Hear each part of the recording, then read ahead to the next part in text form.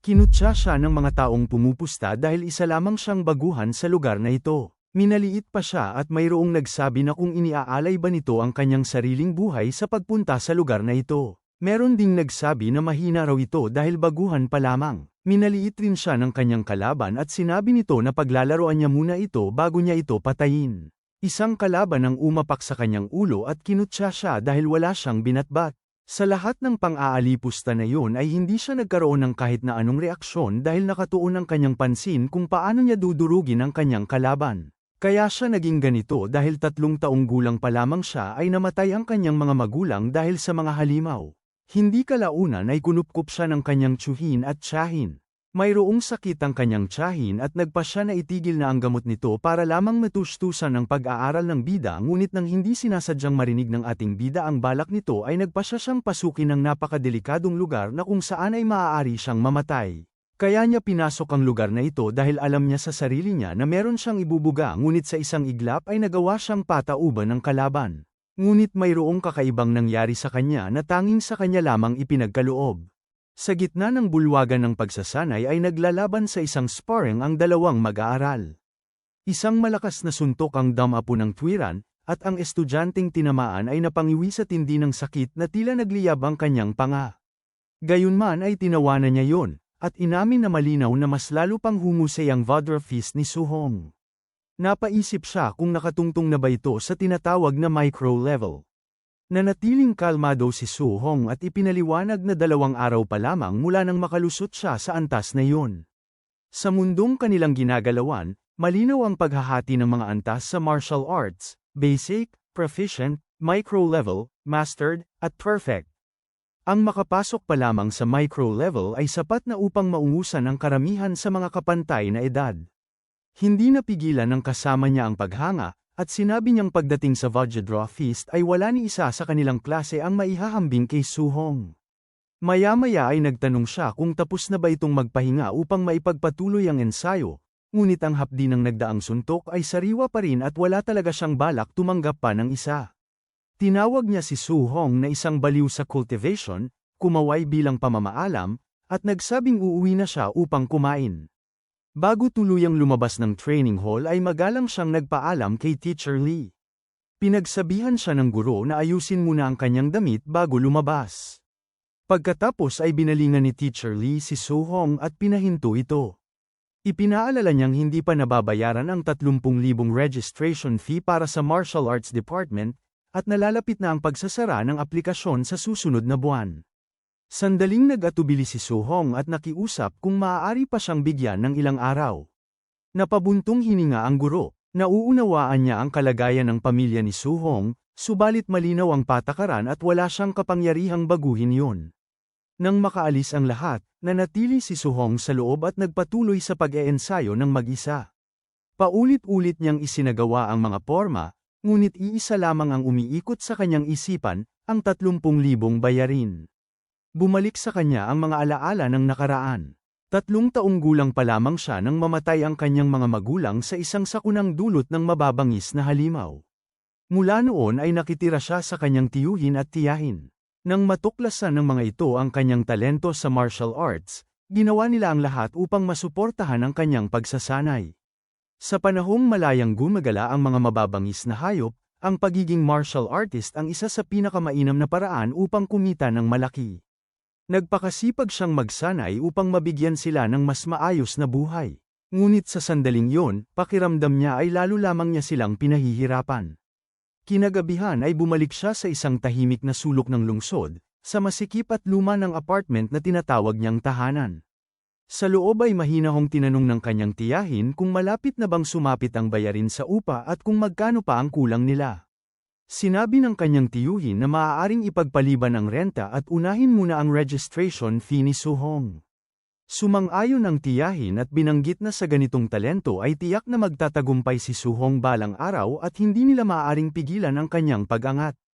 Idinagdag pa niya ng tila walang bigat na ititigil na niya ang pag-inom ng gamot sapagkat hindi naman ito nakagagaling at makakatipid sila kung ihihinto yun. Agad tumutol ang tiyuhin at sinabing kukuha na lamang siya ng isa pang trabaho. Iginiit niyang manatili sa bahay ang kanyang asawa, magpahinga ng maayos, at ituon ang pansin sa kalusugan, habang siya ang bahala sa iba pang suliranin. Mula sa anino ay narinig ni Suhong ang lahat. Kumirat ng mahigpit ang kanyang dibdib at tinangay siya ng lungkot. Hindi niya maiwasang isiping sadyang baluktot at magulo ang mundong ito. Binaligtad nito ang kanyang buhay hanggang sa halos hindi na niya makilala ang sarili. Sa bawat sulok ay may kasakiman. Kahit ang pagnanais lamang na magparehistro sa isang larangang may talento siya ay nangangailangan pa rin ng salapi, pera na wala naman siyang kakayahang kitain. Kung marunong sana siyang kumita, marahil ay wala siyang talento sa martial arts. Habang iniisip niya yon, lalo niyang nakikitang tila nababaliw ang mundong kanyang ginagalawan. Itinulak niya palayo ang madidilim na kaisipang yon, binuksan ang pinto, at nagsabing nakauwi na siya. Agad siyang inasikaso ng kanyang tiyahin na itinuring siyang parang sariling anak, inaalala kung bakit siya nahuli ng uwi at baka pagod na. Sinubukan ni Suhong na akuin ang mga gawaing bahay, subalit pinigilan siya nito at sinabing wala iyon at mas mabuting magpahinga siya upang hindi mapagod kinabukasan. Pinagtibay pa yon ng kanyang tiyuhin at pinayuhang makinig at matulog ng maaga. Bumalik si Suhong sa kanyang silid ngunit hindi siya dalawin ng antok. Nakahiga siyang dilat ang mga mata habang paikat-ikot ang isip. Napakarami ng isinakripisyo ng kanyang tiyuhin at tiyahin para sa kanya. Hindi na niya maaaring hayaang magpatuloy yon. Sa pagkakataong ito, lulutasin niya ang sariling problema. Para sa isang martial artist na kailangang kumita ng 10,000 sa loob lamang ng ilang araw, iisa lamang ang lugar na pumapasok sa isipan. Kinabukasan, umugang ang isang malakas na anunsyo sa mga lansangan. Inaanyayahan ang lahat sa Martial Apprentice Arena Challenge, isang lugar na tanging panalo o talo lamang ang mahalaga, walang pakialam sa buhay o kamatayan. Ito ang Underground Martial Arena. Pataas ng pataas ang tono ng tagapag-anunsyo habang ipinapakilala ang tagapagtanggol ng entablado para sa araw na yon, isang mandirigmang tinatawag na Mr. Minotaur. Simple ang patakaran. Kapag nakapanalo siya ng 4 na sunod-sunod na laban, makukuha niya ang 60,000 gantimpala. Kapag nabigo, wala siyang matatanggap. Agad nagbulungan ang mga tao. Walang nakakakilala sa kanya. May ilang nagpalagay na isa siyang baguhan, habang ang iba ay nangutya at nagsabing ang isang bagong sultan na diretso agad sa arena challenge ay tila naghahanap ng sariling kamatayan. Sa gilid ay yumuko ang tagapag-anunsyo at pabulong na inutusan ng binata na magpakita ng kaunting apoy upang painitin ang kapaligiran. Nalito ang bata kung paano yun gagawin. Napabuntong hininga ang babae at sinabing pukawin niya ang galit ng mga tao o magbato man lamang ng ilang mapanuksong salita. Sabay bulong na ganito talaga kahirap ang mga baguhan. Nang maunawaan, umalingaw-ngaw ang isang malakas na ungol mula sa Minotaur. Ipinahayag niyang hanggat wala sa antas ng isang formal na martial artist ang kalaban, wala siyang katapat at hinamon ng lahat ng mahihina na lumapit at makipaglaban. Sumabog ang arena sa ingay. May nagmura sa kanya dahil sa labis na kayabangan, may tumawa at humanga sa tapang, at sa isang iglap ay kumulo ang buong lugar. May nangutya pa na hindi na nito malalaman kung paano siya mamamatay mamaya. Lalong nagliyab ang sigawan, may sumisigaw ng pagsang-ayon, may naghahangad ng dugo, at may naglalabas ng insulto laban sa tinaguriang Minotaur. Sa rurok ng tensyon, idineklara ng tagapag-anunsyo ang opisyal na pagsisimula ng laban. Sa likod ng maskara ng Minotaur, nanatiling payapa si Suhong. Ramdam niya ang mabigat na killing intent na natatangi sa underground arena. Gayunman, ito ang pinakamabilis na paraan upang makalakam ng sapat na matrikula. Hanggat makakapanalo siya ng ilang round gamit ang kanyang Vodra Feast, sulit ang panganib. Lumapit ang unang kalaban at tinawag siyang mayabang na bata habang sinasabing paglalaroan muna siya. Halos hindi ito pinansin ni Suhong at tahimik na sinuri ang galaw at tindig ng lalaki. Malakas ang momentum nito ngunit hindi matatag ang pundasyon. Sa kanyang pagsusuri, hindi magiging mahirap ang tagumpay. Nang mapansing tila wala sa pokus si Suhong, nagmura ang kalaban at sumugod ng may suntok. Malinis na umiwas si Suhong, saka casual na iwinasiwas ang kabilang kamay. Tumama ng eksakto sa panga ang suntok at lumipad ang lalaki pabalik sa pinanggalingan nito. Nawala ng pagpipigil ang tagapag-anunsyo sa tuwa. Unti-unti na niyang nagugustuhan ang nakamaskarang mandirigma at pabirong naisip na baka yayain pa niya ito balang araw. Tumatawang ipinahayag sa mikropono na nakuha na ni Minotaur ang kanyang unang panalo. Muling umalingaw-ngaw ang sigawan at palakpakan ng mga manunood. Isang pangalawang humamon ang umakyat, minamaliit ang naunang pagkatalo at sinasabing nagkataon lamang yun at iba ang mangyayari ngayon. Payapang tumugon si Su-hong at muling sinuri ang kaharap. Batay sa pangangatawan nito, sapat ang lakas upang magsilbing sukatan ang tunay na kapangyarihan ng kanyang Vajra Fist. Sumigaw ang lalaki at tumalon pasulong, ibinuhos ang isang mabigat na suntok. Hinarap iyon ni Su-hong ng tuwiran. Sa isang bagsik ng kanyang Vajra Fist, winasak niya ang paparating na puwersa. Napasigaw ang kalaban sa pagkabigla sa tindi ng lakas na sumalubong sa kanya. Agad na naramdaman ni Su-hong ang malinaw na pagkakaiba. Malakas ang taong ito, ngunit mas mababa pa rin kaysa sa kanya. Matapos masalo ang isang kontra, masyadong umasa ang kalaban sa lakas ng itaas na bahagi ng katawan at nabuksan ang kanyang bewang. Sinundan iyon ni Su-hong ng isang marahas na sipa, at tulad ng nauna, lumipad ang lalaki palabas ng entablado. Nabaliw sa sigawan ng arena. May mga nagmura sa hindi makapaniwala, habang ang iba ay sumigaw na sadyang napakalakas ng Minotaur. Muling ipinahayag ng tagapag-anunsyo na nakapagtala na si Minotaur ng 2 sunod na panalo. Lalong lumakas ang hiyawan, halos makabingi. Sa isang mas tahimik na sulok, may ilang maayos ang pananamit na manunood ang matamang nakamasid. Isa sa kanila ang nagbulong na ang batang yun ay hindi pa nga quasi-martial artist, ngunit ang lakas ay higit sa karaniwan. Walang duda na kakaiba ang isang ito. Muli na namang umalingaw-ngaw ang tinig ng tagapag-anunsyo, ipinapahayag ang ikatlong magkakasunod na tagumpay ni Minotaur. Sa viewing area, may isang lalaking nagsabi na ang bata ay mas mahusay kaysa sa pinakamahihina, ngunit malayo pa sa pinakamahusay. Ang ganitong uri aniya ay perpektong materyal para sa match fixing. Mula sa likuran niya ay may isang nakamaskarang binata na nagsabing siya na ang bahala. Ipinaalala ng mas matandang lalaki na huwag nitong ibunyag na nakapasok na siya sa antas ng tunay na martial artist. Habang dumarami ang panalo, lalo namang tumitibay ang kumpiyansa ni Su-hong. Ang karaniwang martial apprentices ay hindi nagaanong hamon sa kanya. Sa kanyang Vajra Fist na nasa micro level, isa na lamang pang panalo at makukuha na niya ang buong 60,000 gantimpala. Biglang umingay ang karamihan. May mga sumisigaw na si White Fox ay papasok na sa entablado. Sa paglitaw ng nakamaskarang mandirigma, sumabog ang arena sa sigawan. May nagsabing quasi-martial artist si White Fox, habang ang iba ay tumutol na ang laban ng isang quasi-martial artist laban sa isang martial apprentice ay halos pandaraya na. Bahagyang bumigat ang dibdib ni Su-hong. Ang kalabang ito ay magiging problema. Gayunman, wala siyang pagpipilian kundi magpatuloy. Hindi siya maaaring matalo sa puntong ito. Huminto si White Fox sa harap niya at kalmadong pinagmasdan siya bago nagsalita. Sinasabing huwag siyang matakot dahil marunong siyang magpigil ng lakas. Muling pumasok ang tinig ng tagapag-anunsyo at idineklara ang huling laban ng Arena Challenge, saka ipinahayag ang pagsisimula. Sabay silang sumugod ng buong bilis. Agad naramdaman ni Su-hong ang agwat ng kanilang antas.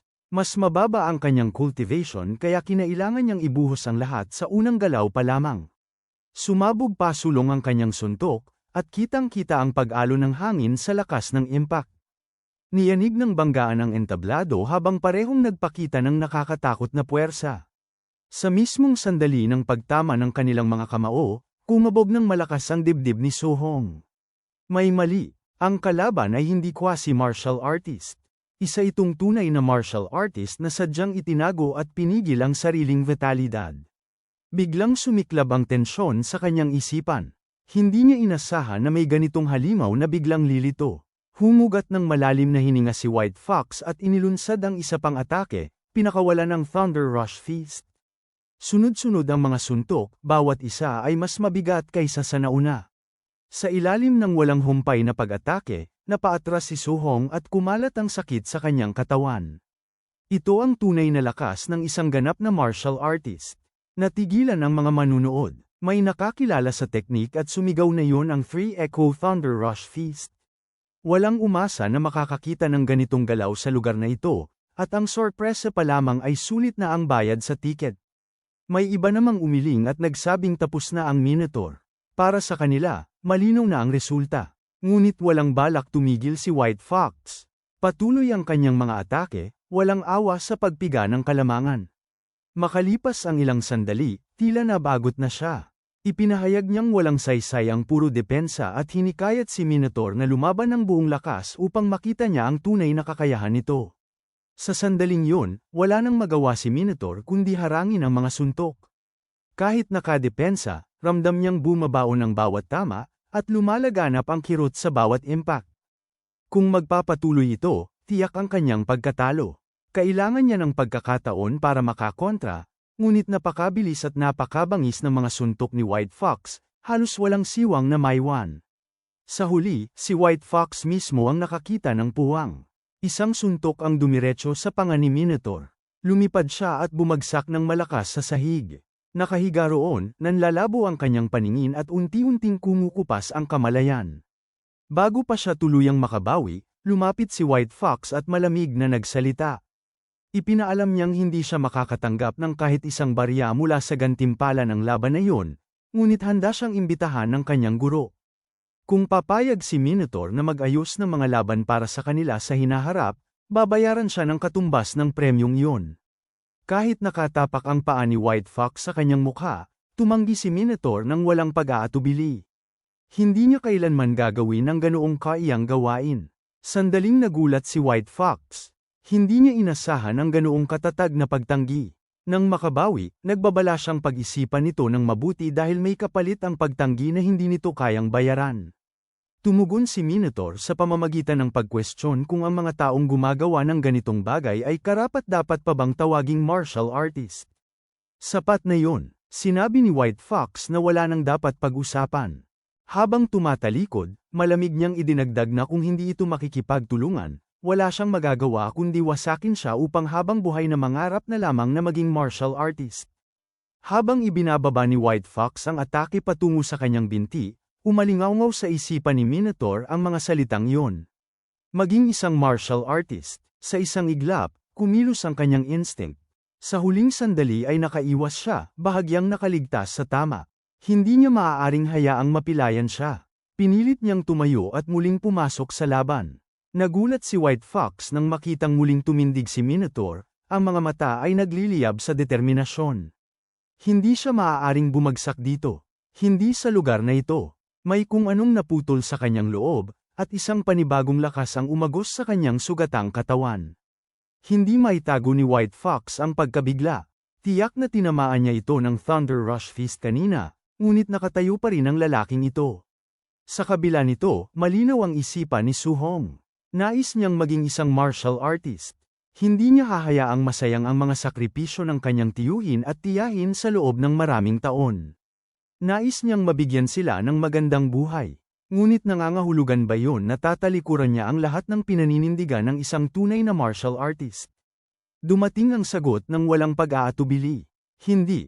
Ang ganoong kinabukasan ay hindi niya kailanman tatanggapin. Sa mismong sandaling yon, may kakaibang nangyari. Isang status window ang biglang lumitaw sa harap ng kanyang mga mata. Malamig at walang emosyon ang mga salitang lumulutang sa harap niya. Nagtatanong kung ano ang handa niyang isakripisyo para sa kanyang kinabukasan at para sa kanyang paniniwala.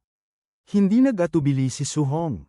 Nagningges ang kanyang mga mata sa matinding pasya habang malinong niyang ipinahayag na handa siyang isuko ang lahat. Muling nagtanong ang sistema kung tunay ba siyang handang magbayad ng kapalit. Iisa pa rin ang sagot ni Minotaur. Lahat. Sa sandaling mabigkas ang salitang yon, may nagbago sa kaibuturan ng kanyang pagkatao. Ang kanyang anino ay nagsimulang kumilos at humaba, unti-unting nag-anyong silweta ng isang nakakatakot na halimaw. Natigilan si Su Hong. Hindi niya alam kung nasaan siya, at ang aninong nakalutang sa kanyang likuran ay tila pag-aari ng isang napakalaking nilalang na hindi niya kilala. Bago pa siya makapagtanong, nagsalita ang dambuhalang presensya at ipinagkaloob sa kanya ang pagkakataong ito. Isang kakaibang aura ang bumalat kay Su Hong, at sa harap ng kanyang paningin ay muling lumitaw ang isang status window na malinaw na naglilista ng lahat ng kanyang detalye. Napatitig siya roon ng may halong pagkabigla at hindi makapaniwala. Ipinapakita ng talaan ang bawat isa sa kanyang mga attribute ng walang labis at walang kulang. Dahil sa bugso ng damdamin, pinindot niya ang bahagi ng mission. Agad na lumitaw ang abiso para sa isang random mission na may pamagat na Way of the Arena. Upang talunin si White Fox, kinakailangan niyang itaas ang kanyang Voidra Fist hanggang Mastered level at iangat ang Floating Light Palm at Void Step hanggang Micro level. Isang napakabigat na gawain yun lalo na't mababa pa ang kanyang kasalukuyang antas, subalit kinakailangan upang ma-unlock ang Beginner's Guide. Nalito si Su Hong sa dagsa ng impormasyon, ngunit bago pa niya may proseso ang lahat, isang kamao ang rumagasa patungo sa kanyang mukha. Agad siyang yumuko dala ng instinct. Pag-angat niya ng ulo ay natigilan siya. Sa kanyang harapan ay nakatayo ang isang perpektong kopya ng kanyang sarili. Ang galaw nito ay eksaktong-eksakto, parang nasa aklat, at ang paggamit ng Vajradra Fist ay nasa antas na higit na mas mataas kaysa sa kanya. Bawat kilos ay pamantayan at walang bahid ng pagkakamali. Sa harap ng ganitong huwaran, alam niyang hindi niya maaaring sayangin ang pagkakataon. Habang nagpapalitan sila ng suntok, napagtanto niyang hindi lamang ito laban kundi isang leksyon. Sa kalagitnaan ng sagupaan, napansin niyang tumaas ang porsyento ng kanyang Voidra Fist proficiency. Mula 7% ay naging 10% sa loob lamang ng ilang sandali. Nakakagulat ang bilis ng pag-angat. Doon niya naunawaan ang sikreto. Sa lugar na ito, maaari niyang paunlarin ng mabilis ang kanyang mga kasanayan sa martial arts. Patuloy siyang nakipaglaban, natututo at inaayos ang kanyang anyo sa bawat banggaan. Unti-unting umakyat ang kanyang proficiency hanggang sa tuluyang umabot sa 100%. Ang kanyang Floating Light Palm ay nakamit ang ganap na mastery, at sa isang malakas na atake ay napalipad niya ang kopya. Sumunod ang Void Step hanggang makamit din ang buong proficiency. Sa huli, ang Vajradra Fist ay naabot ang perpektong antas. Doon lamang siya tinamaan ng matinding pagod. Habang hingal na hingal, tumango siya sa hungkag na espasyo at nagpasalamat. Ipinahayag ng sistema ang pagbati sa pagkumpleto ng mission. Tinanggap ni Su Hong ang mga gantimpala at agad pinili ang pagbabalik sa realidad. Sa isang iglap, bumalik siya sa arena suot ang maskara ng Minotaur, nakatayo sa harap ni White Fox. Ngumisi si White Fox at muling pinakawalan ang sunod-sunod na Thunder Rush Feast. Mabagsik ang mga atake, ngunit kalmadong napansin ni Minotaur na mabagal ang mga ito. Madali niyang naiwasan ang bawat suntok. Bago pa makabawi si White Fox, rumagasa ang kamao ni Su Hong at dumiretso sa mukha nito. Nabiyak ang maskara at bumagsak si White Fox sa sahig. Natigilan ang buong arena, nakatitig ng hindi makapaniwala. Kalmadong hiniling ni Minotaur ang kanyang gantimpala para sa ika-4 na laban. Nagkandautal ang tagapag-anunsyo bago tuluyang ideklara si Minotaur bilang nagwagi ng 60,000 grand prize. Sa hanay ng mga manunood, napakunot ang noo ng isang guro. Imposibleng makamit ng isang simpleng apprentice ang mastery ng Vajra Fist. Dahil sa pagdududa, inutusan niya ang kanyang mga tauhan na sundan si Minotaur at alamin ang pagkakakilanlan nito. Paglabas ng arena, naramdaman ni Su Hong na may sumusunod sa kanya. Bigla siyang kumilos, sumabog ang bilis ng kanyang mga hakbang hanggang sa maglaho siya sa kanilang paningin. Natigilan ang mga humahabol, hindi na siya matunton. Sa isang ligtas na taguan, pinagtawanan ni Su Hong ang kanilang kapalpakan. Makalipas ang isang oras, umuwi siya. Namangha ang kanyang tiyahin at tiyuhin sa malaking bante ng pera. Napaisip ang kanyang tiyuhin kung nang hold up ba siya ng bangko. Ipinaliwanag ni Su Hong na nagtrabaho siya bilang sparring partner at napagpasyahan ng dojo master na suportahan ang kanyang pag-aaral.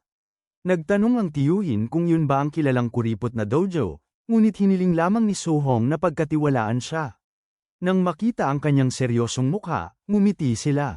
Naniniwala ang kanyang tiyuhin na hindi magsisinungaling si Little Hong, at sama-sama nilang ipinagdiwang ang maliwanag niyang kinabukasan. Kinagabihan, umakyat si Su Hong sa bubong. Sa ilalim ng liwanag ng buwan, binalika niya ang lahat ng nangyari. Bayad na ang exam fees, renta, at gastusin sa gamot.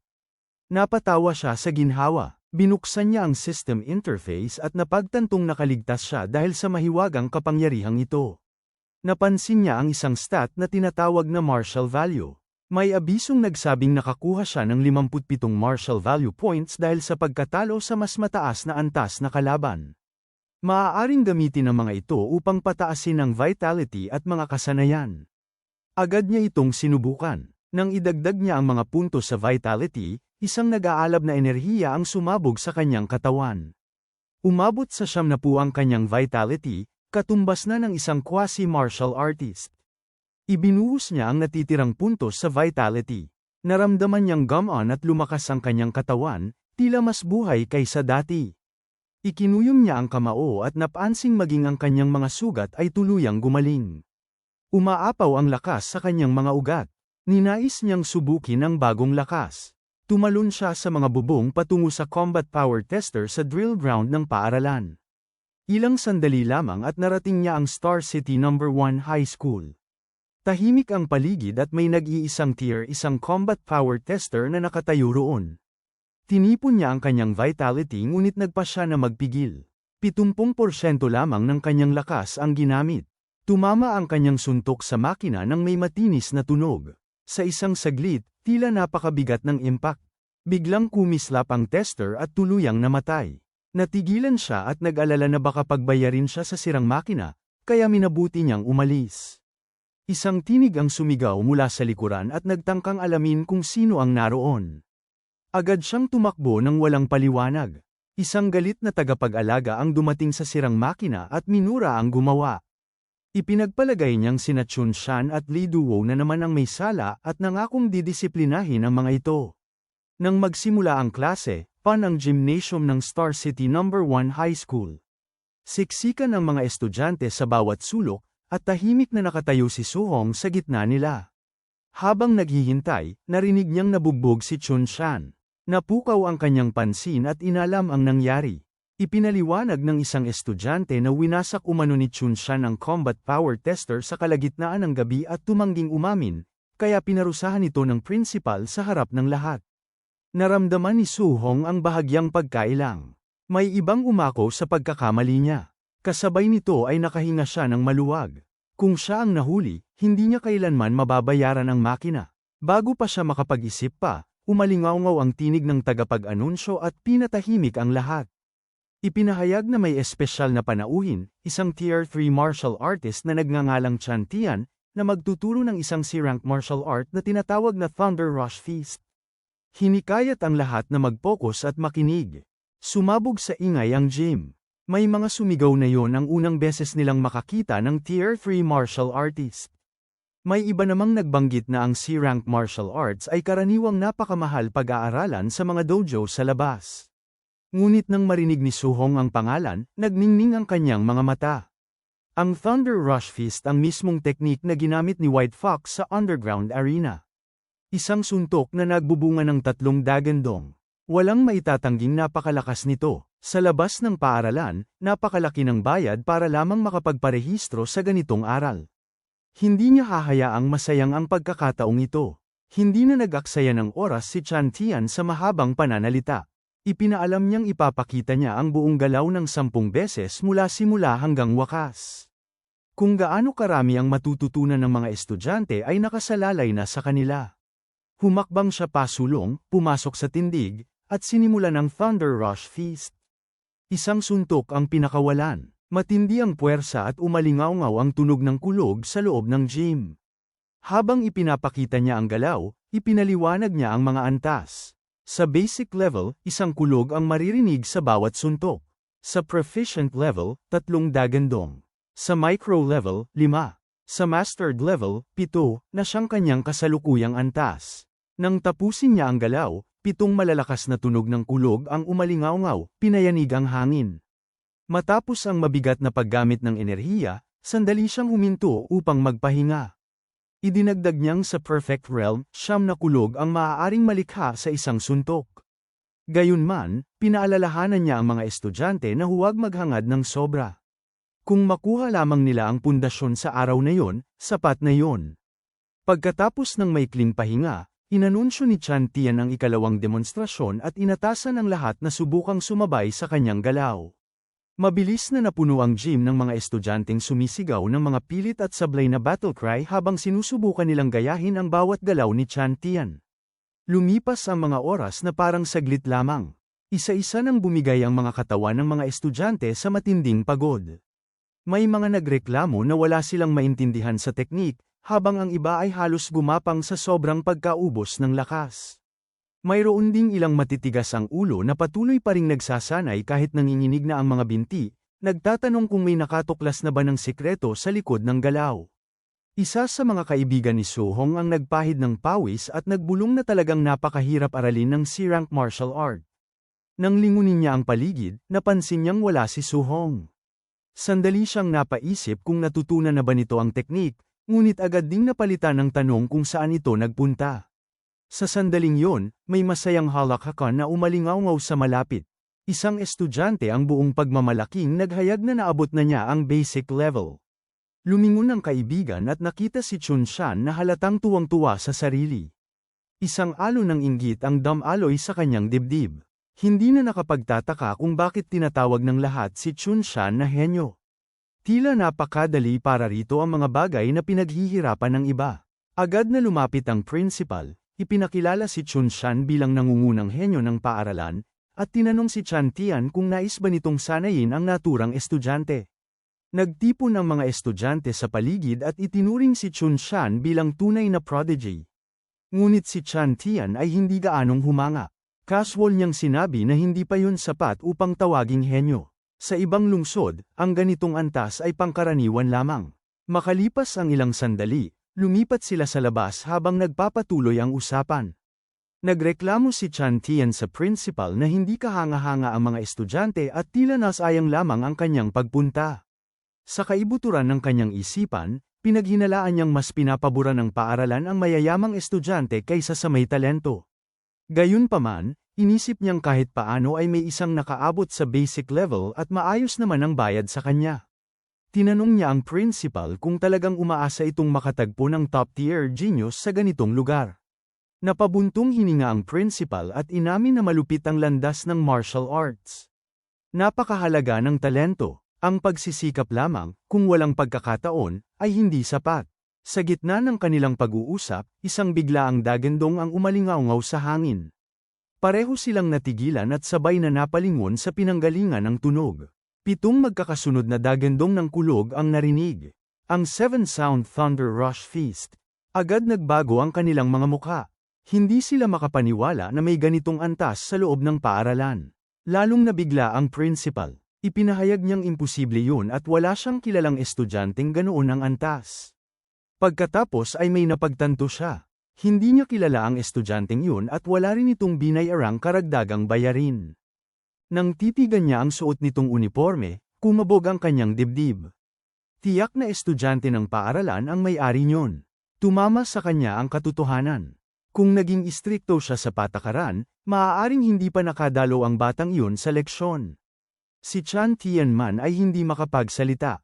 Bulong niya sa sarili na kalahating araw pa lamang siyang nagtuturo ngunit may nakaabot na sa mastered level. Parang nablangko ang isip ng principal. Natanong niya kung nagkamali ba siya ng dinig.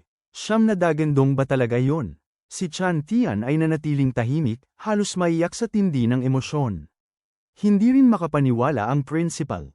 Hindi niya inakala na may estudyanteng walang pera na may ganitong nakakatakot na talento.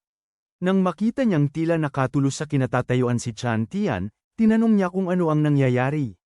Sa wakas ay huminga ng malalim si Chan Tian at sinabi niyang nauunawaan na niya. Biglang lumino ang lahat, walang sabi-sabi, pumasok siya sa tindig at pinakawalan ang sarili niyang Thunder Rush Feast. Sumabog ang hangin, 8 malalakas na dagandong ang umalingaw-ngaw. Halos mapatalon ang principal, 8 tunog, nakalusot si Chan Tian sa panibagong antas. Tinitigan ni Chan Tian ang kanyang kamao na may bakas ng matinding tuwa sa mukha. Inamin niyang ang makita ang suntok ng estudyanteng yun ang nagbigay sa kanya ng inspirasyong matagal na niyang hinahanap. Kung hindi dahil doon, maaaring hindi niya marating ang susunod na antas sa buong buhay niya. Ngunit agad siyang bumalik sa realidad. Hindi ito ang oras para magdiwang. Agad niyang hinikayat ang principal na hanapin ang estudyante. Natauhan ang principal at nagsimulang tumakbo. Sa kasamaang palad, pagdating nila sa lugar ay wala na ang estudyante. Samantala, natamo na ni Suhong ang kanyang layunin. Habang naglalakad palayo, inisip niya na mas nakakapagod pag-aralan ang C-rank martial art kaysa sa D-rank Vajra Feast. Ang kanyang Thunder Rush Feast ay nakaabot na sa perfect realm.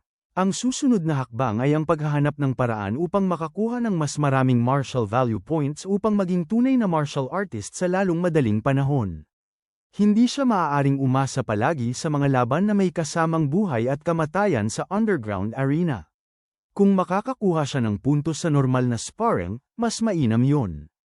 Hindi nagtagal ay dumating siya sa kanyang pinagtatrabahuhan, ang Raging Thunder Dojo.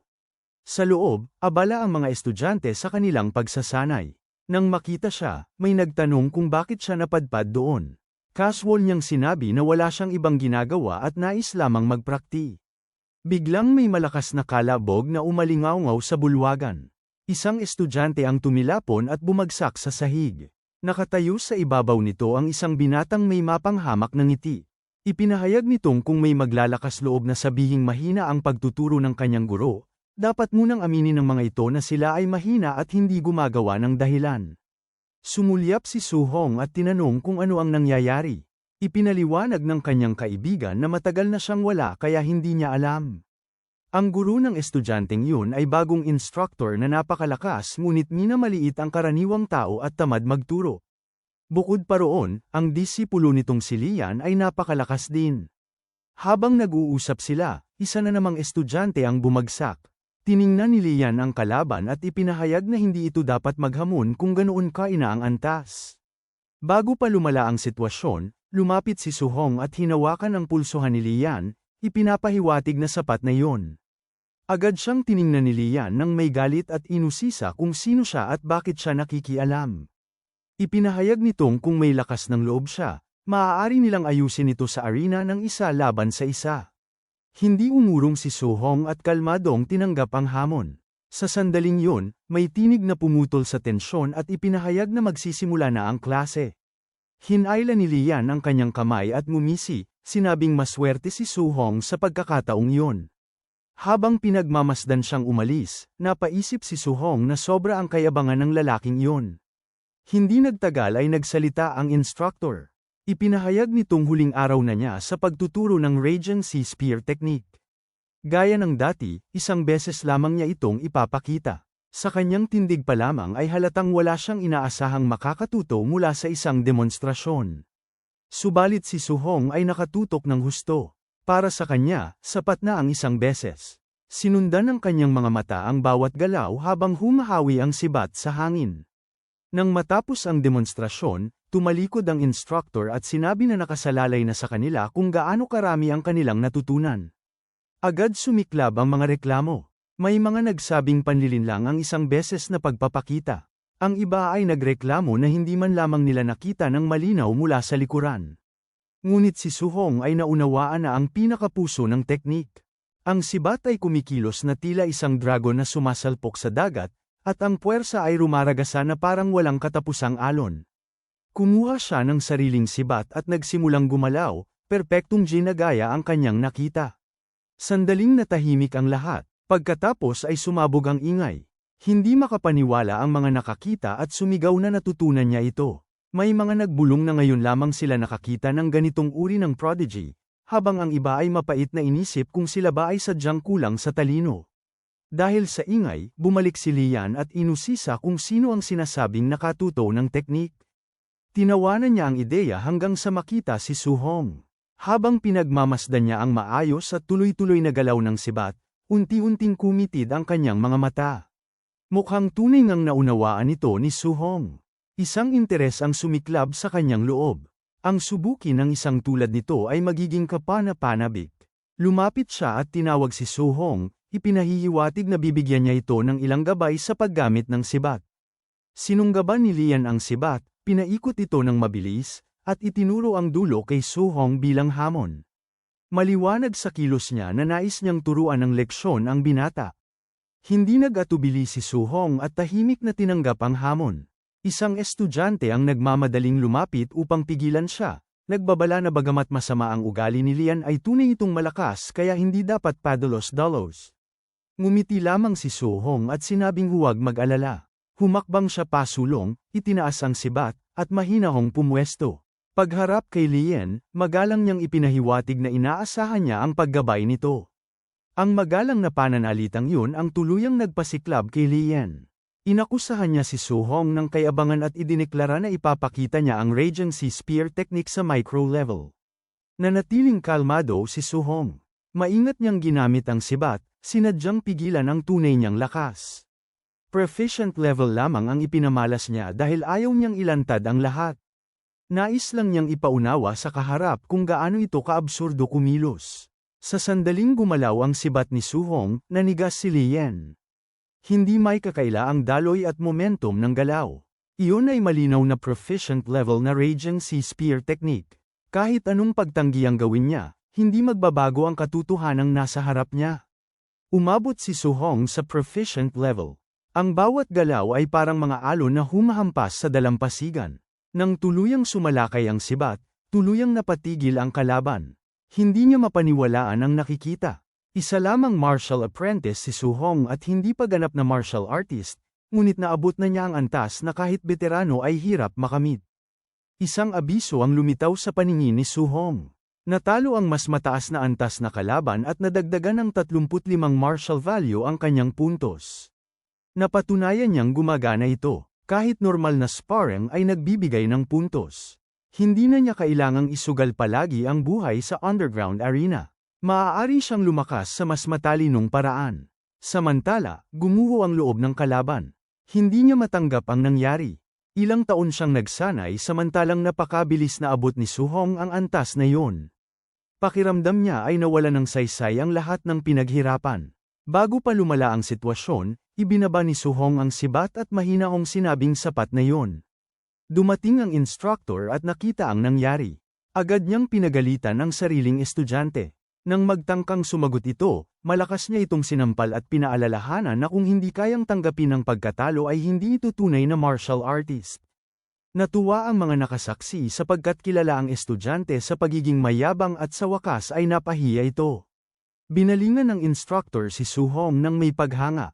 Isang beses lamang ipinakita ang teknik ngunit agad itong naunawaan ni Su Hong. Kahit ang mga henyo sa kabisera ay hindi kayang gawin yun. Inamin ng instructor na nakakatakot ang talento ng binata at sinabi niyang makabubuti sa kanyang mayabang na estudyante ang makaharap si Su Hong. Bahagya siyang yumukod at humingi ng paumanhin sa kakulangan sa pagtuturo ng asal. Nagulat si Su Hong sa biglang pagbabago ng ugali ng lalaki at napaisip na mabilis itong magpalit ng mukha. Pag-alis niya sa training grounds ay nakaramdam siya ng pagod, ngunit isang mabuting pagod yun. Marami siyang natapos sa araw na yun. Naperpekto niya ang Thunder Rush Fist at ang Regency Spear, at nakakuha pa ng malaking halaga ng martial value. Habang naglalakad sa campus ng kanyang high school, pinag-isipan niya ang susunod na hakbang. Papalapit na ang entrance exam at ang mayayamang estudyante ay bumibili na ng high-grade alloy weapons. Kailangan din niya ng ganoon. Ramdam pa rin niya ang pakiramdam ng sibat sa kanyang mga kamay at nagpas siyang doon siya mananatili. Kailangan niya ng tunay na alloy spear sa lalong madaling panahon, ngunit kapos siya sa pera. Halos sapat lamang ang kanyang kinikita para sa gastusang medikal ng tiyahin at tiyo, at ang isang sandata ay nagkakahalaga ng 70,000. Gayunpaman, hindi siya susuko at naniwalang may paraan. Biglang umalingaw-ngaw ang anunsyo sa buong lungsod. May mga mababangis na halimaw na umaatake sa ilang ng labas ng syudad at naghahanap ang city lord ng mga martial artist upang manghuli kapalit ng malaking gantimpala. Kaagad na naunawaan ni Su Hong na ito ang pagkakataon niya. Pagdating niya sa bahay, abala pa rin sa trabaho ang kanyang tiyahin at ang kanyang tiyo ay nagpumilit ding maghanap buhay hanggat kaya pa ng katawan. Mainit ang pagsalubong nila sa kanya. Sinabi niyang magpahinga na sila at siya na ang bahala. Ipinaliwanag niyang kaya na niyang kumita. Tumawa ang kanyang tiyo at sinabing hindi siya maaaring umupo lamang nang walang ginagawa. Nais pa rin itong kumita para sa pang-araw-araw na pangangailangan. Ngumiti ang kanyang tiyahin at sinabing kailangan nilang mag-ipon upang makapag-focus si Su Hong sa pagsasanay. Sumikip ang dibdib ni Su Hong sa narinig. Matagal na silang namumuhay ng payak at kung hindi niya masisiguro ang kanilang kinabukasan ay hindi sila titigil sa pagtatrabaho. Kinagabihan, sa bubungan, binuksan niya ang kanyang status panel. Mapanganib ang ilang kaya kailangan niyang lumakas. Ibinuhos niya ang lahat ng natitirang martial value sa vitality stats. Ramagasa ang lakas sa kanyang katawan. Umugang ang dugo at tumigas ang mga kalamnan. Umakyat ang numero hanggang 75.2. Pakiramdam niya ay isa siyang mabangis na hayop na handang sumalakay. Isang maliit na hakbang na lamang at magiging ganap na martial artist na siya. Pagkaraan ng 2 araw, hating gabi, nakahiga siya sa sahig ng gym, ubos ang lakas ngunit nagniningning ang mga mata. Naperpekto na niya ang lahat ng kanyang kasanayan, Thunder Rush Feast, Raging Sea Spear, Boulder Feast, at Floating Light Palm. 2 araw na walang tigil na pagsasanay ang nagbunga. Panahon na upang kumilos. Kinabukasan ay nagtungo siya sa Star City Martial Artist Base. Nang marating niya yon ay napahinto siya sa paghanga. Iba ang makita ito ng personal kaysa sa telebisyon. Punong-puno ang lugar ng malalakas na martial artist. Sinuri niya ang bounty board. Ang non-ranked beasts ay nagkakahalaga ng 300 coins. Ang tier isang early stage ay 1,000, mid stage ay 3,000, at late stage ay 5,000. Napansin niyang kaliwang tainga lamang ang tinatanggap bilang patunay para sa gantimpala, isang patakarang tila makaluma. May isang lalaking nagbagsak ng madugong sako sa counter na puno ng mga tainga upang mabilang ang gantimpala. Biglang nagkaroon ng kaguluhan sa pintuan. Dumating ang tinatawag na Young Master Yi at kusang nagbigay daan ang mga tao. Nakita ni Suhong ang isang mayabang na binata at pamilyar ang aura nito. May mga bulong-bulungan sa paligid na kung hindi lamang dahil sa impluwensya ng kanyang tiyuhin ay matagal na itong napahamak at kamakailan ay nabugbog pa. Nagtagpo ang kanilang mga mata at nakilala nila ang isa't isa. Uminit ang hangin sa pagitan nila. Napagtanto ni Suhong na hindi lamang ang mga halimaw ang panganib sa labas kundi pati ang mga tao. Nagpasya siyang maging maingat. Habang papalayo siya, may nagkomento sa kanyang kabataan at tila pag-alis ng mag-isa. Hindi siya nag-aksaya ng salita at nagpatuloy sa paglakad. Sa likuran niya ay may umiling at nagbulong na isa na namang batang nagmamadaling mapahamak. Pumasok si Suhong sa ilang at inobserbahan ang paligid. Tahimik at payapa ang gubat ngunit nanatili siyang alerto. Hindi siya maaaring umuwi ng walang dala. Makalipas ang 2 oras, malalim na siya sa kagubatan. Uminom siya ng tubig at napakunot ang noo dahil wala pa ring bakas ng mga halimaw. Maaaring nalinis na ang panlabas na bahagi kaya nagpasya siyang pumasok pa ng mas malalim. Biglang nagbago ang kanyang mukha. Isang napakalaking anyo ang hamarang sa kanyang daraanan. Napakalaki at nakakatakot, gaya ng inilarawan sa mga aklat. Isa itong mabangis na halimaw. Kaagad niyang nakilala ito bilang isang Asher Moonwolf, isang tier isang early stage beast. Nakatingin ito sa kanya gamit ang mapupulang mata, nakalitaw ang mga pangil at umuungol sa gutom. Bahagyang yumuko ang lobo at inihanda ang sarili sa pagtalon, handang umatake anumang sandali. Huminga ng malalim si Suhong at inihanda ang sarili. Oras na upang lumaban. Nang sumugod ang lobo na nakaladlad ang mga kuko, kumilos siya sa isang iglap. Umiwas siya sa gilid at sabay pinakawalan ng isang suntok na may kidlat na tumama diretso sa tiyan ng halimaw. Sa lakas ng tama, tumilapon ang dambuhalang katawan nito at malakas na bumangga sa puno. Bumagsak ito sa lupa at hindi na makakilos. Tumayo si Suhong sa ibabaw nito habang may mga mumunting kislap ng kuryente pa ring umiikot sa kanyang mga kamao. Tiningnan niya ang bahagyang nanginginig na mga kamay at naramdaman ang pagragasa ng lakas sa kanyang katawan. Mas kapanapanabik pala ang pakikipaglaban sa tunay na mababangis na halimaw kaysa sa kanyang inaasahan. Ang mapabagsak ang isang tier isang early stage beast sa isang suntok lamang ay nagpaalab sa kanyang dugo. Kung ganito kadali ang early stage, napaisip siya kung paano niya haharapin ang mid stage. Sa sandaling yun ay may naramdaman siyang galaw. Mula sa mga anino ay lumitaw ang isang napakalaking anyo, kasabay ng mababang ungol na umalingaw-ngaw sa kagubatan. Isa itong Raging Black Bear, isang tier isang mid stage beast. Kaagad itong sumugod, worry nakatagpo ng madaling biktima. Ngunit bago pa ito makapaminsala, isang aninong mabilis ang sumalpok dito. Isang mabigat na suntok na may kidlat ang tumama ng direkta sa oso at pinabagsak ito sa lupa. Nanatiling nakatayo si Suhong, kalmado, at batid niyang sariling lakas niya ang nagpatamba sa halimaw. Dahan-dahan siyang nagbuga ng hininga at napagtanto kung gaano na siya kalakas. Hanggat hindi siya makakasagupa ng tier 2 beast, ligtas siya sa lugar na iyon. Ibig sabihin ay may karagdagang 3,000 gantimpala na naman siya. Biglang lumitaw ang abiso ng sistema. Ang naipon niyang martial value ay sapat na upang makalagpas sa hangganan at maging ganap na martial artist. Bumilis ang tibok ng kanyang puso. Nasa mismong threshold na siya. Ngunit bago pa siya makapagdiwang, isang nakakatindig balahibong dagandong ang yumanig sa kagubatan. Mabigat ang pressure na bumalat sa paligid at agad nagdilim ang kanyang mukha. Hinarap niya ang direksyon ng tunog at pinakitid ang mga mata. Anuman ang lumikha noon ay mas malakas kaysa sa lahat ng nakalaban niya. Nagbanggaan sa isip niya ang pag-iingat at pag-uusisa, ngunit nanaig ang pag-uusisa. Tahimik siyang gumalaw patungo sa pinanggalingan ng dagandong. Nang marating ang isang mataas na batuhan ay umakyat siya upang masilip ang nangyayari.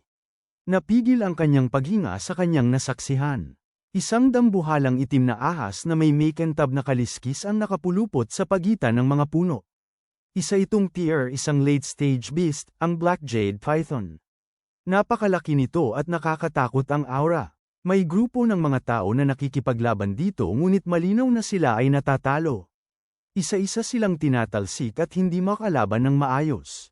Habang pinapanood yun ni Su-hong, biglang sumigaw ang kanyang mga instinto ng babala.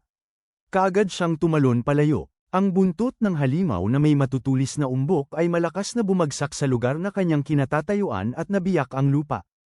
Hindi nasiyahan ang halimaw sa pagkaiwas niya at lalo itong nagnitngit.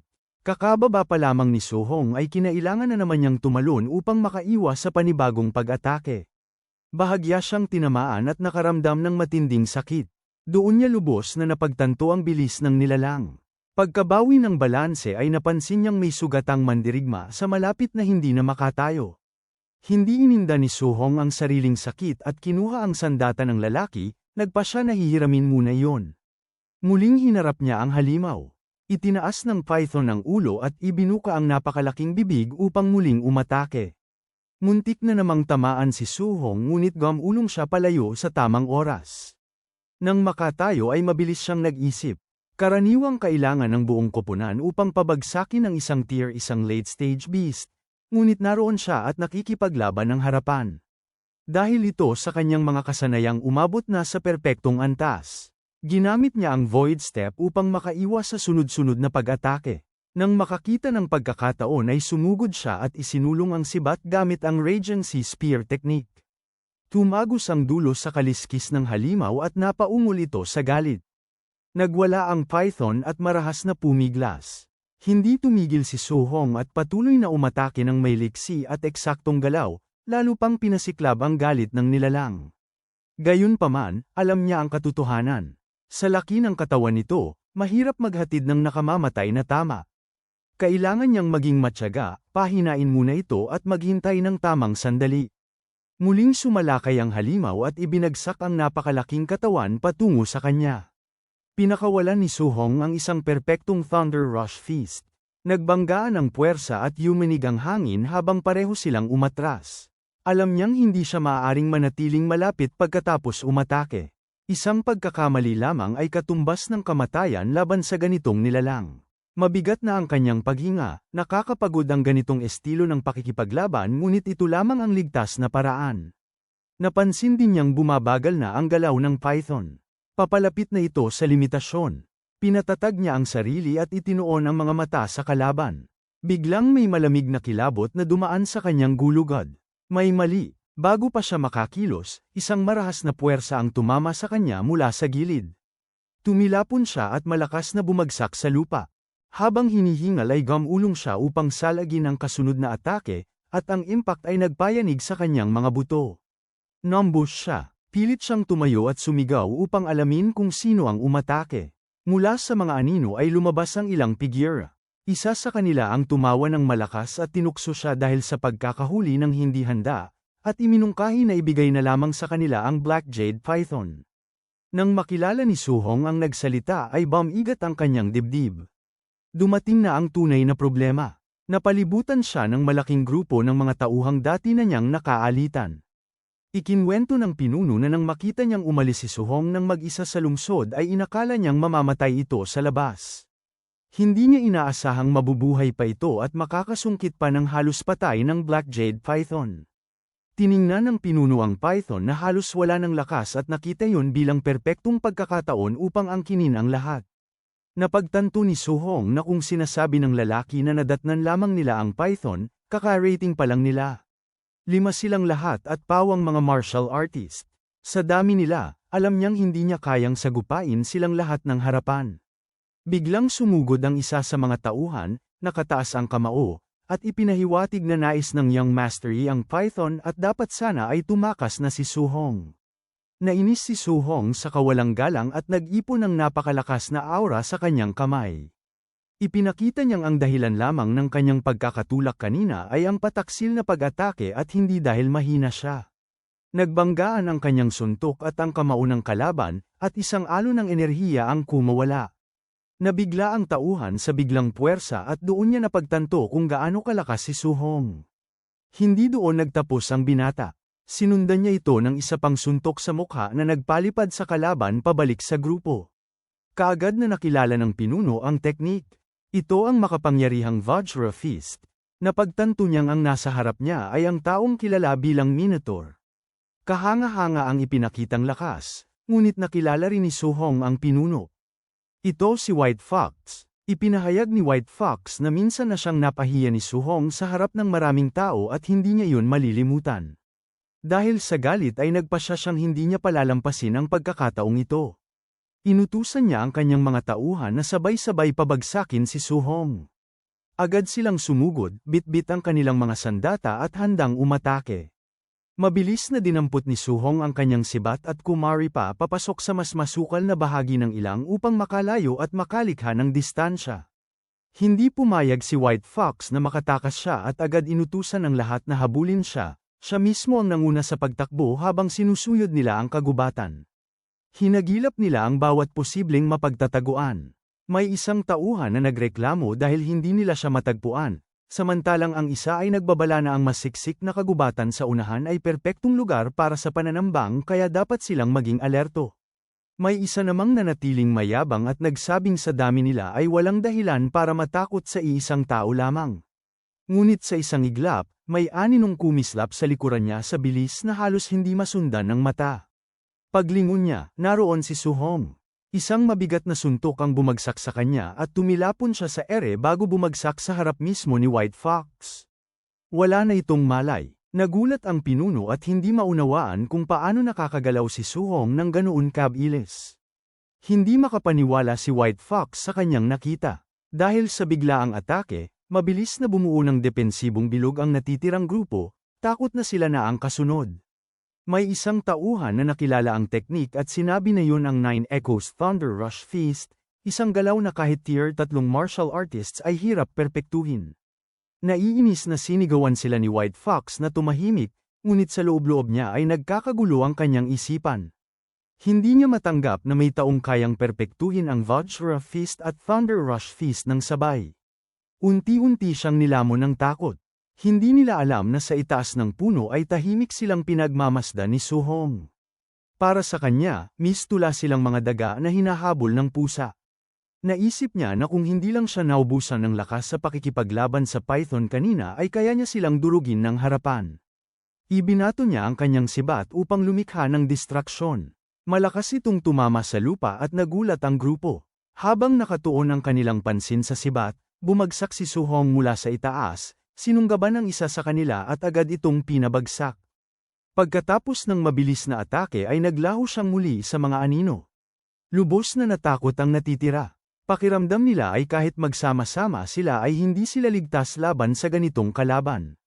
May ilan na nakiusap kay Young Mastery na umatras na dahil masyadong malakas ang binata. Ngunit tumanggi ang pinuno. Hindi pumayag ang yabang ni White Fox na umatras.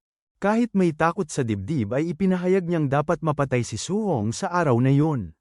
Samantala, paikot-ikot si Su-hong sa kanila sa bilis na hindi nila masundan.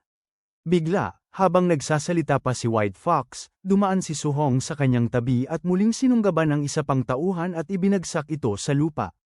Tulad ng dati, nawala siyang muli pagkatapos ng atake. Nauwi sa matinding pagkayamot ang takot ni White Fox. Hindi niya maunawaan kung paano naging ganoon kalakas ang batang iyon sa loob lamang ng ilang araw. Pakiramdam niya ay hindi ito makatotohanan. Maya-maya ay may aninong kumilos sa likuran niya. Mabilis siyang lumingon ngunit wala siyang nakita. Hindi siya makapaniwala na maaari siyang maunahan ni Su-hong. Ngunit pagharap niyang muli sa unahan, naroon si Su-hong sa mismong harapan niya, handang umatake. Agad umikot si White Fox at ipinakita na hindi pa siya talo. Tinipon niya ang aura sa kanyang daliri at pinakawalan ang teknik na kilala bilang Void Breaking Finger. Makinis na nakaiwas si Su Hong at ang punong nasa likuran niya ang tumanggap ng tama. Sa lakas ng atake ay nabasag ang puno. Hindi tumigil si White Fox at paulit-ulit na nagpakawalan ng enerhiya mula sa kanyang daliri. Ngunit sa bawat pag-atake ay nakakaiwas si Su Hong sa bilis nito. Habang umiiwas ay sinusuri ni Su Hong ang lakas ng teknik at inisip na hindi bababa sa B-rank ang antas nito. Naisip niyang maaaring pag-aralan niya yun sa hinaharap. Samantala, tuluyan ang nawala ng katinoan si White Fox. Kumislap sa bughaw na aura ang kanyang daliri habang ipinahayag niyang ginawa siyang kaaway ni Su Hong at nagbanta na pagbalik niya ay wawasakin niya ang buong pamilya nito. Sa sandaling marinig ni Su Hong ang pagbabanta laban sa kanyang pamilya ay may pumutok sa kanyang kalooban. Hindi niya matatanggap ang ganoong banta. Puno ng galit, tumigil siya sa pag-iwas at dumiretso kay White Fox. Sinubukan pa ni White Fox na takutin siya sa pamamagitan ng pagbanggit sa impluwensya ng kanyang tiyuhin sa martial artist base at sa katayuan ng kanyang ama. Ngunit bago pa niya matapos ang sinasabi ay nasa harapan na niya si Su Hong, naglalabas ng nakakatindig balahibong presyon. Nanatiling tahimik si Su Hong sa una, hinayaan niyang ang kanyang lakas ang magsalita. Habang pinipino ang isang napakalakas na suntok ay sinabi niyang mas bagay kay White Fox ang pagiging mayabang kaysa sa pagmamakaawa. Pagkatapos ay pinakawalan niya ang suntok ng direkta sa mukha nito. Sa lakas ng tama ay tumilapon si White Fox palayo, dumaan sa ilang puno bago malakas na bumagsak sa lupa. Napuno ng alikabok at usok ang paligid. Nang hamupa ang alikabok ay lumapit si Su Hong, balot ng mapulang aura at galit na galit ang mukha. Ipinahayag niyang hindi dapat ginamit ni White Fox ang kanyang pamilya bilang banta. Nakahandusay si White Fox, sugatan at duguan, at hindi makapaniwalang nagtanong kung bakit ganoon kalakas si Su Hong gayong hindi pa ito dapat ganap na martial artist. Sa sandaling yun, ang higanteng python sa likuran niya ay nakaunawa sa ingay at ibinaling ang mga mata kay White Fox. Nanlamig ang kanyang likod. Paglingon niya ay sinalubong siya ng malawak na bibig ng halimaw at ng malakas na hampas ng buntot. Matapos mawala si White Fox, ibinaling ng python ang buong atensyon nito kay Su Hong. Napagtanto ni Su Hong na dahil sa pakikipaglaban sa grupo ay nabigyan ng oras ang halimaw na makabawi ng lakas. Ngayon ay kailangan niyang harapin itong muli habang siya ang nauubusan ng enerhiya. Samantala, ang grupo ng mga martial artist na napahiya ay nagngingit-ngit sa galit. May isa na nagmura at nagsabing kakaiba at napakalakas ng batang tumalo sa kanila. May isa namang nagtanong kung nasaan na si Young Master Yi at umaasang natapos na nito si Su Hong. Bigla nilang nakita ang parehong binata na tumalo sa kanila, at papalapit itong muli sa kanilang direksyon. Inakala nilang babalik ito upang makipaglaban kaya agad silang naghanda.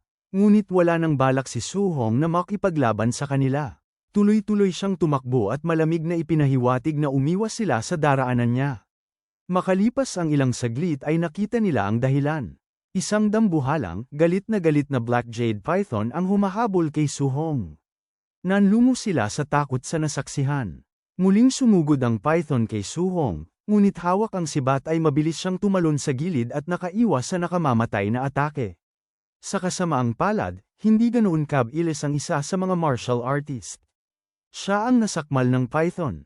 Biglang lumitaw ang isang abiso mula sa sistema para kay Su Hong. Ipinakita roon na may isang kalabang martial artist na hindi direkta ngunit naalis, at nakatanggap siya ng karagdagang 30 martial value. Muling umatake ang dambuhalang sawa at nasakmal ang isa pang lalaking hindi nakatakas.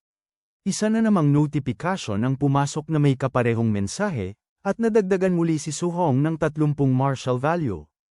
Nagulat siya nang mapagtanto na maaari pala siyang makakuha ng puntos kahit hindi siya ang mismong pumatay.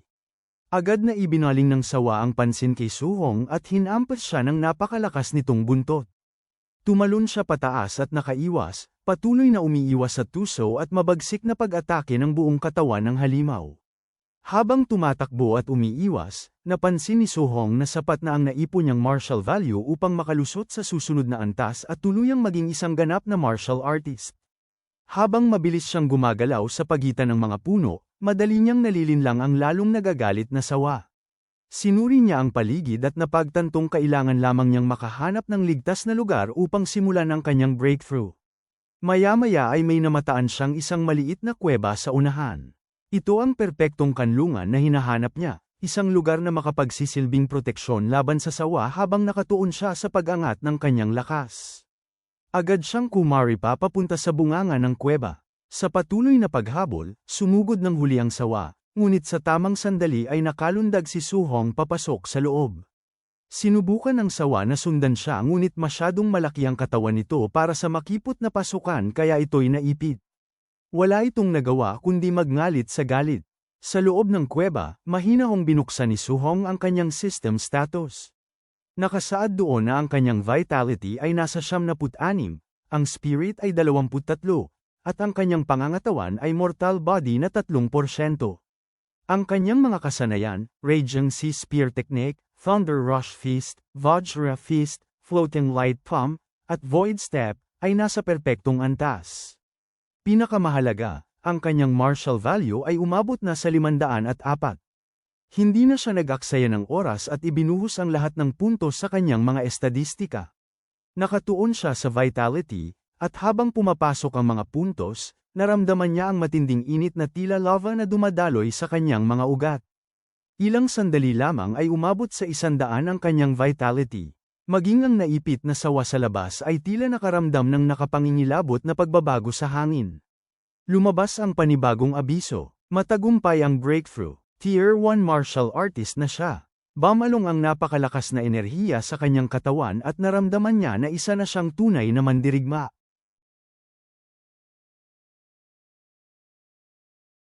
Hanggang dito na lang muna mga bossing. Kung gusto mong subaybayan ang kwentong ito, mag-like, comment, at subscribe at i-hit mo na rin ang notification bell para ikaw ang unang makapanood pag may bago tayong upload. Kita-kits sa susunod mga boss.